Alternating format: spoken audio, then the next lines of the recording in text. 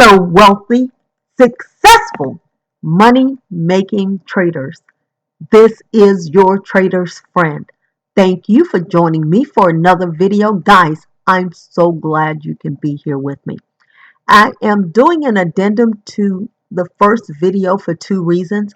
One, I realized I talked to you about coming to this area of previous resistance and I did not show you that area.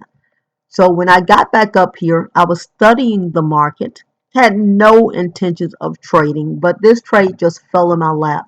I figured, I'll take this for a few pips. Once we got the break and close below that MA, it's like, it'd be a nice few pips. I didn't anticipate anything because we were already headed in a bullish manner.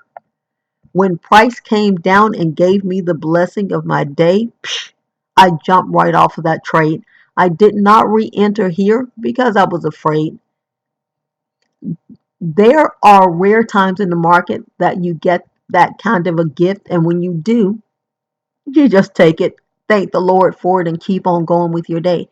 But I did want to address something else about cutting a bad trade quickly. I always say that in my videos. I think it is grand advice.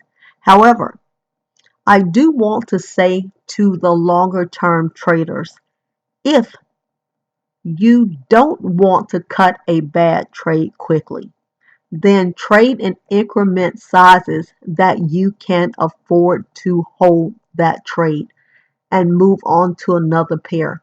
The unfortunate thing in the US is if you are in a trade, you can't take the other side of that trade and you can't really do a whole lot else with that trade. So I just wanted to come back and address that because not everybody is comfortable with cutting a bad trade quickly. And I know that I think I've cut like three bad pairs um, during the Asian and the European session. But they were like three in the same time or something like that. And had I not cut those trades, I would have severely been on the wrong side of the trade and I would not have gotten the advantage of the great blessing, actually, of just being a part of this trade.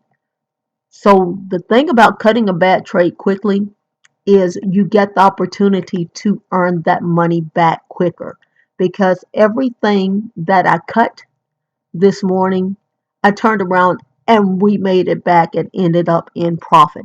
I do want to remind you that you can absolutely do this. You can be successful at Forex. Enjoy an amazing, wonderful, pip filled life.